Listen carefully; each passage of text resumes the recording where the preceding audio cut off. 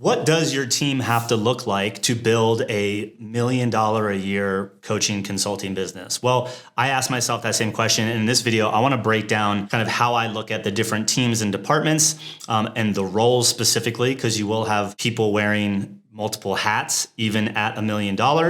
And then I want to break down who we had to get to $1 million a year, both run rate and a year, and then who we really needed to have on staff and on our team, what our team looked like in order to sustain that run rate. Because I think they're two very different things. So let's dive in.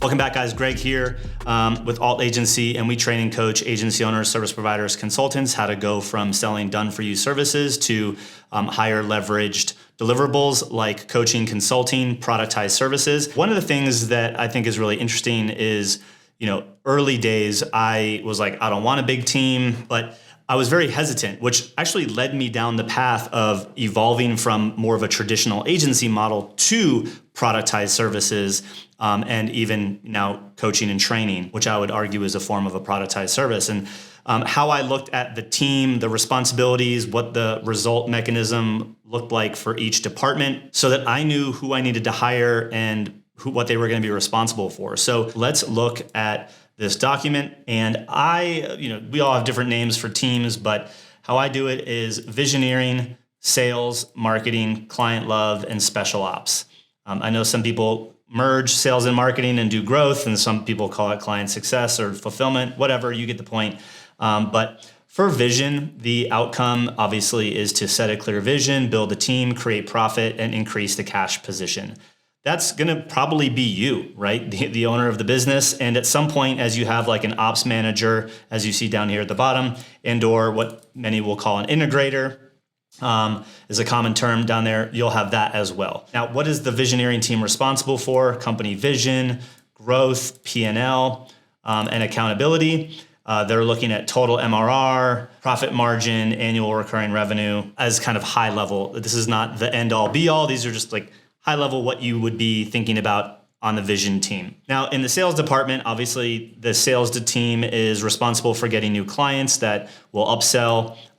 They align the pre and post purchase experience. Responsibilities, obviously sales, application vetting, triage conversations, whether that's chat, email, or phone. Results metrics, new sales calls, number of calls. You can also probably, depending upon how your sales team operates, upsells. And what are the roles typically? Sales manager, a sales rep, sales admin, and actually I'd even add an appointment setter as a common role these days. Some people would call that a BDR, business development rep. On the marketing side, obviously the marketing team is designed to attract leads, prime those prospects, build the audience, create opportunities for the sales team. They're responsible for things like the website, branding, messaging, creative, content creation, production, distribution, ads. So results metrics for them are going to be number of leads, number of applications, ad spend, email list growth, social growth, things like that. And then typical roles you'll see as a marketing manager, a coordinator, video editor, a copywriter. Now, some of these might not be full-time. They might be services, the agencies you hire to coordinate depending upon how you build your team. In many cases, you, the owner, will be wearing a couple of these hats, like sub 1 million and even at above $1 million. I'm obviously wearing the CEO hat. I'm now playing sales manager because we have sales reps. I'm still kind of the head of marketing strategy, but we have someone running our ads. I have a copywriter that we work with and a video editor, both of which are contracted and part-time, right? So you're still probably going to wear certain hats. Now on the client love team, obviously you want to create happy clients by getting them results, increase the value of those clients, and really set the standard for what the client fulfillment experience looks like. Responsible for client support, billing, collections, coaching, success, results, support. Results metrics would be retention, client success rate, depending upon the activation key points you might have. And this could be, a success coach or an account executive, depending upon how your team is structured, an admin or a coordinator, an expert coach, or maybe even someone to help implementation. Now, on the special ops side, they want to create killer culture, increase operations effectiveness and efficiency. This is where I would put in like product. Between special ops and vision is where I would put product, obviously the SOP playbook, documentation of how you do what you do, culture, hiring, payroll, any sort of projects and maybe internal tools are managed and responsible for by the people on this team. We're looking at project completion rate, employee happiness, employee success rate, things like that on the special ops, responsibility or result metrics. This would be roles like executive assistant. Again, the ops manager would probably be in here as well. I know that a lot of folks in the coaching consulting space will have an EA, not an ops manager, and then that EA grows into being like head of ops. You'd have someone maybe managing payroll. That could be a service. That could be your ops manager. Again, these are the roles, not necessarily the bodies, right? A bookkeeper, someone maybe responsible for HR, depending upon how you play that game. And then a lawyer, right? So these are some roles that are pretty common that I see inside of seven-figure coaching and consulting businesses. And obviously, you'll have multiple people in each of these roles as the team scales. Like you'll have multiple sales reps, multiple appointment setters, multiple client success coaches. Now, what I want to do is talk about who was on our team, like key roles that allowed us to get to $1 million, because I think you can get there with far less than you think. But then what we needed to actually sustain that, which if you're building a business and you want to be around for years and decades, not months and weeks, you want it to be sustainable. In order to get to, we needed me. And, I say CEO, but I wear a lot of hats. I was the marketing manager. I was responsible for content creation. I was the sales rep. I played a lot of these roles that I just talked about in that last spreadsheet.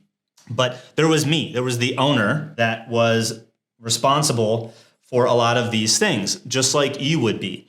I had an ops manager, so someone that as we evolved from agency into kind of the training business, my head of fulfillment really became our ops manager. I was the main coach for pretty close to hitting the 6-figure a month mark, or 7-figure run rate rather. But we did have a part-time client success coach as well as a coordinator. They did our social media. They dealt with like client community, but also a lot of odds and ends, a utility player. And for editing my videos, because that was a key acquisition piece for us, was YouTube. I was using a service that was a productized service that would do our editing for us. There was 1, 2, 3 people that were kind of working 30 plus hours to obviously full time above, and then one person that was kind of part-time, and then this service. That was able to get us to 6-figure months, but only a couple of them in a row. Like we'd string a couple together and then fall back, because what we ran into was I was the sales rep, and there was only so much time on my calendar between my client fulfillment needs as one of the coaches, the main coach, and also being the owner and the sales rep. I didn't have enough time. So in order to sustain 6-figure months and sustain a 7-figure run rate, I had to hire a sales rep. So we brought on 2 sales reps. Then as we started getting some traction there, we brought on a part-time sales admin, helping with the calendar, rescheduling appointments, things like that. I added another client success coordinator, kind of evolved and took on more full-time capacity, and I brought on a media buyer. This team, like depending upon how you structure your number of coaching calls, if it's mostly group versus group and one-on-one or all one-on-one, this team, you as the main content creator, the main coach, operations person, sales rep, media buyer can easily get you to $1 million.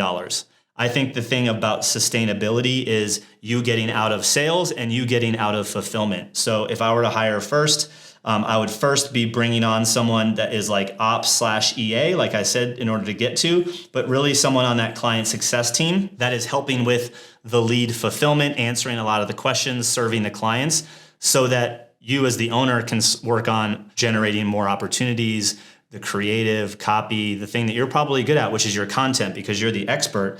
And then very quickly thereafter, bringing on help in the sales department. That could be a sales rep, aka like a closer or an account executive, or an appointment setter, which is like in SaaS world, a BDR. So I just wanted to share what got us to 7 figures, but what really kind of sustained that 7-figure run rate, what was needed in order to do so. So I hope you found this helpful. I want you to comment below, what was your biggest takeaway about the type of team or roles that you need to build a 7-figure training and coaching business? I'd love to see in the comment section below. I'll meet you there. Talk soon.